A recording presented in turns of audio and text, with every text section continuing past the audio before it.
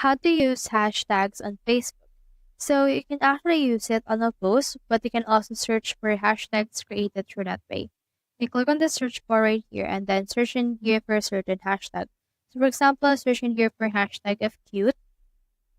And then once you have searched for that hashtag, all of the posts that have those hashtags will actually show onto your page right here. So for example, let's create a post that actually has a hashtag. So for example, let's put in here hi, and then in here you can see in here some three dots, and you can add some more things that you want to as well. So for example, let's add in here a certain picture. So for example, let's add this.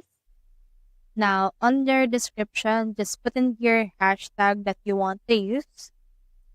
Now you can also see in here the post or number of posts that actually use this hashtag.